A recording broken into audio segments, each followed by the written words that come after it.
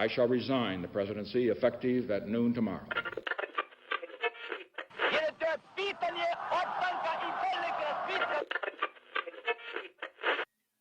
Sejam todas, todos e todos muito bem-vindos a mais um episódio de Mundo de História. E depois dessa semana eu vou falar um pouquinho com você sobre a queda de Constantinopla. Um dos momentos mais importantes, não apenas da história asiática, mas também da história do globo. E no final vai ficar claro o porquê disso. Inclusive, antes de começar, quero dedicar esse episódio a todos os estudiosos e estudiosas lá do grupo de estudos asiáticos do professor Emiliano.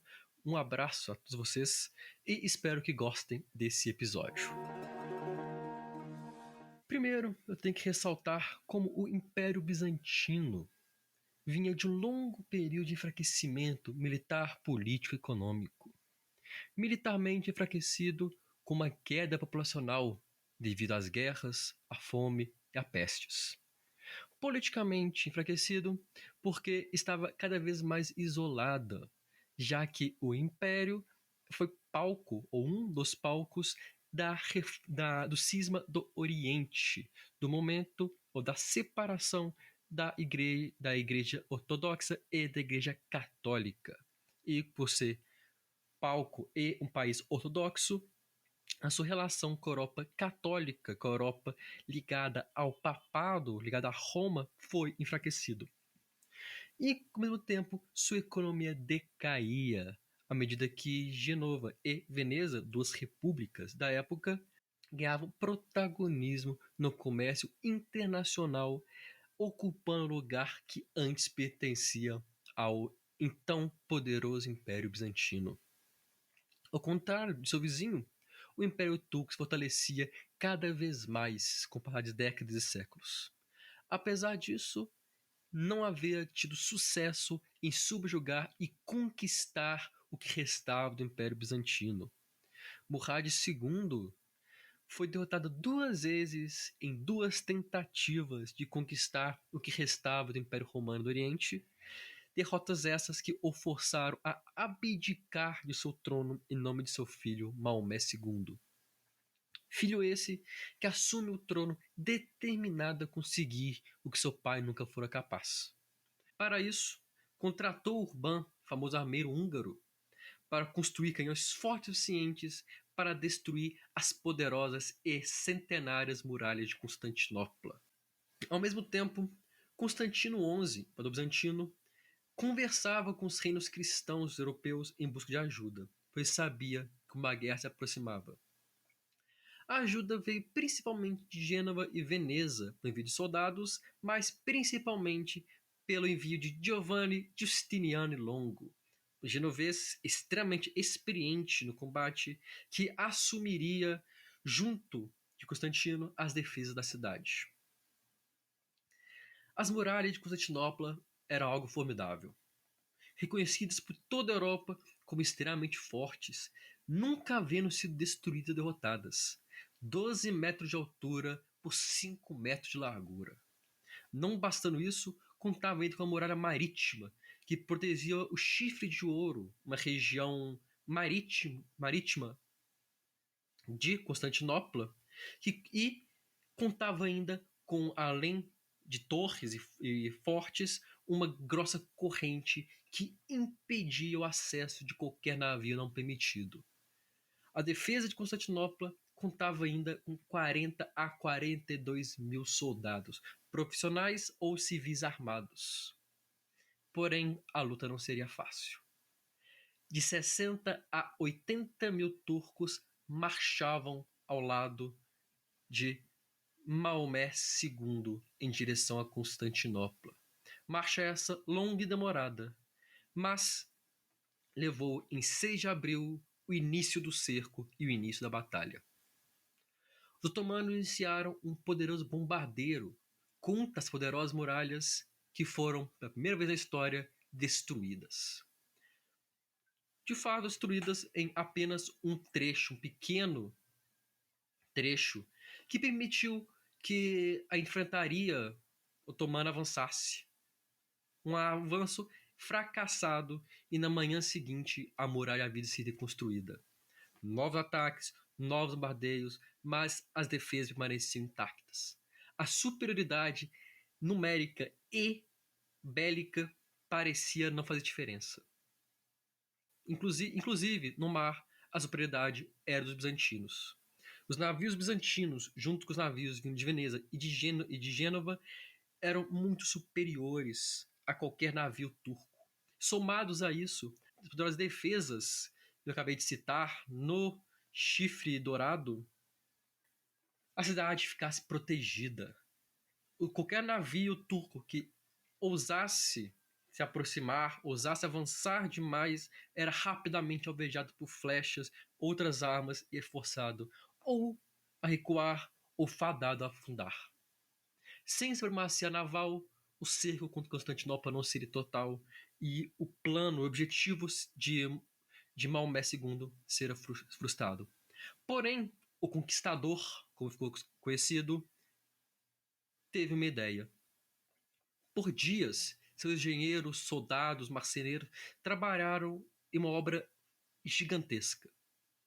Troncos lumbrificados foram colocados, fazendo um percurso de cerca de 60 metros, ligando onde os navios estavam até dentro do chifre de ouro. Com o uso de tração animal, 70 navios turcos foram transportados para trás das defesas bizantinas.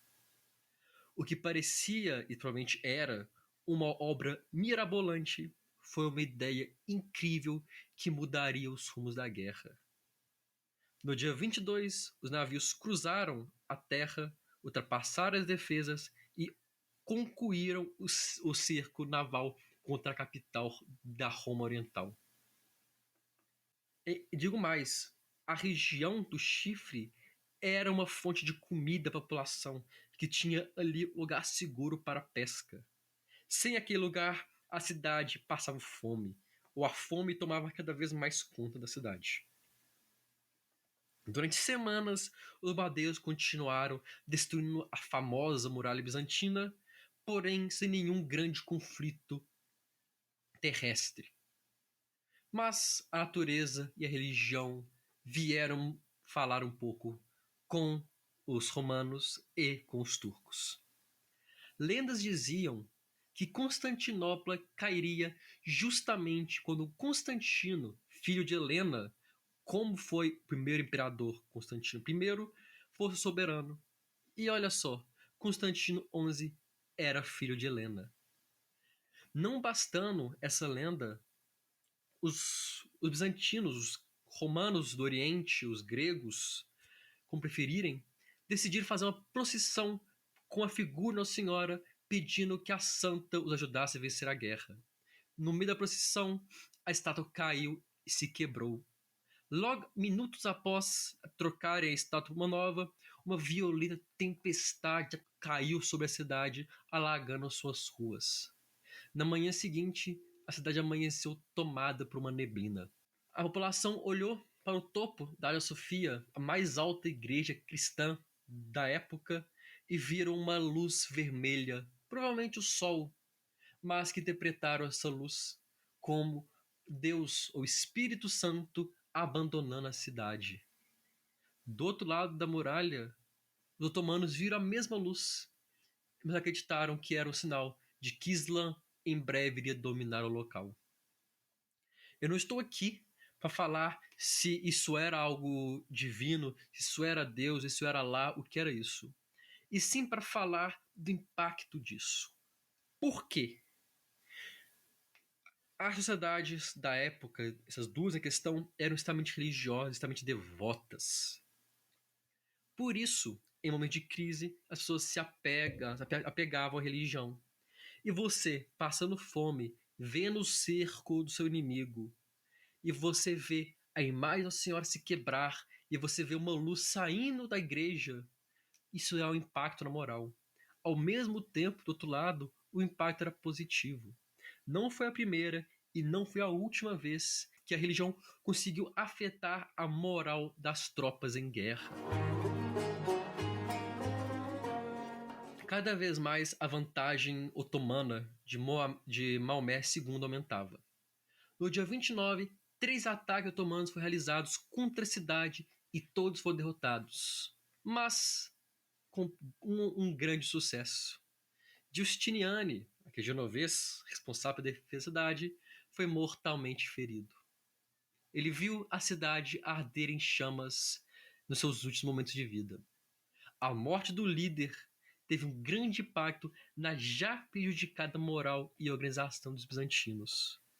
Tanto que um novo ataque foi realizado e rapidamente as tropas otomanas invadiram e conquistaram Constantinopla. Constantino XI teria morrido durante as batalhas.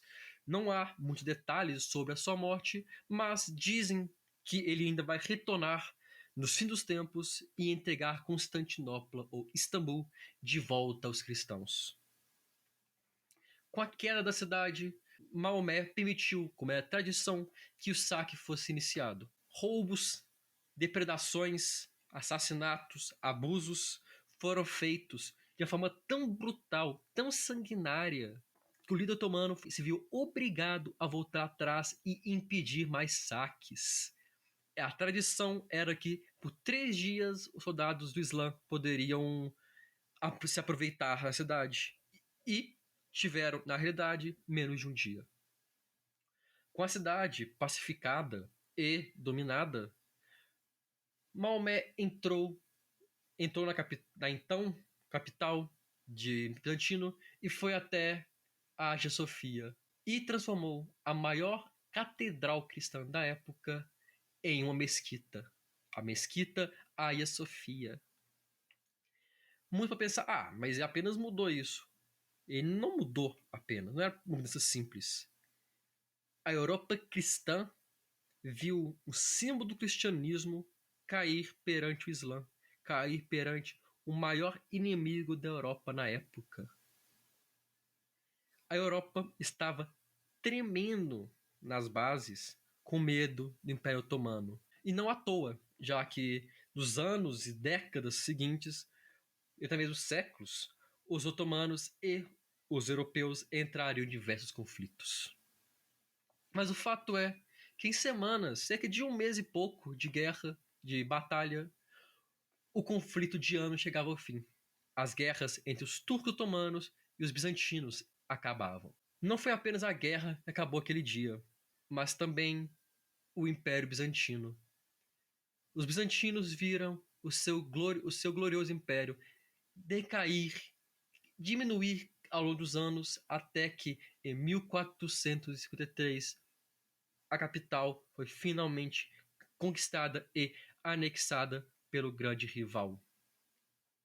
Maomé, o conquistador, tomou algumas decisões após o domínio da cidade.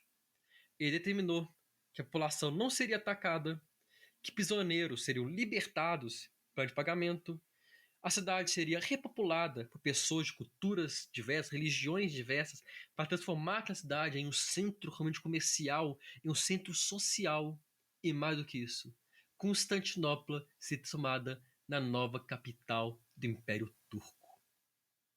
O Império Turco cresceu tanto, ficou tão poderoso, que a cidade, antissímbolo romano, antissímbolo bizantino, agora era símbolo do poderoso Império Turco Otomano.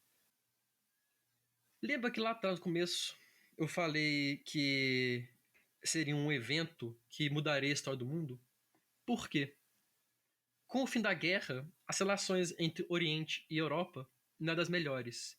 Isso impactou o comércio de especiarias. Especiarias eram na época extremamente desejadas pelos europeus.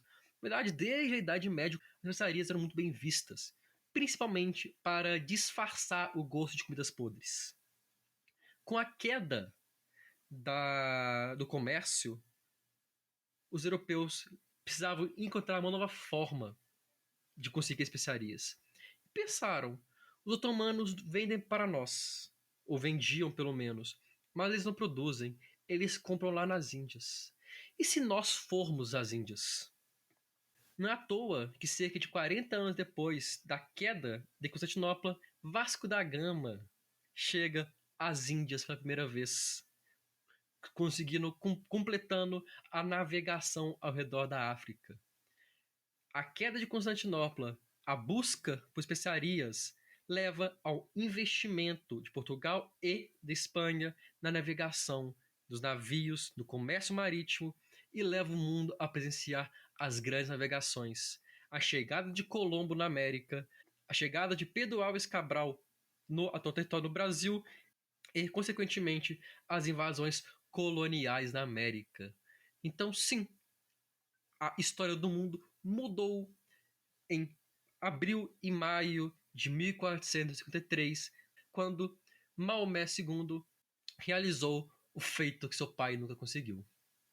Dá para entender, creio eu, como muitas vezes nós não percebemos, mas eventos históricos estão intimamente ligados e muitas vezes são muito mais profundos do que nós imaginamos.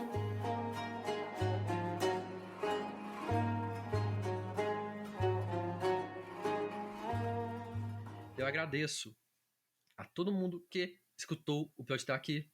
Convido você que nos escuta a nos seguir no Instagram, Twitter e Facebook, nas páginas @mundohistoria. Por meio das redes sociais, você pode ficar sabendo mais rápido quando um novo episódio está no ar e também pode mandar dicas, sugestões, críticas sobre o podcast.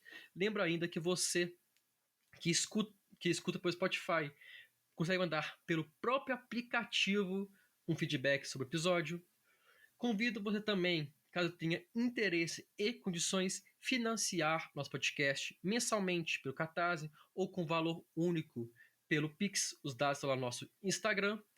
Mas também pode ajudar e muito o podcast compartilhando com seus amigos, colegas, familiares ou com qualquer outra pessoa que você acha que possa gostar desse e dos outros episódios que nós temos aqui. No mais, agradeço todo mundo que escutou até aqui. Peço que fiquem atentos, pois o mês de abril promete muito, será muito interessante para o episódio. E vejo todos vocês na próxima semana. Um grande abraço e até lá.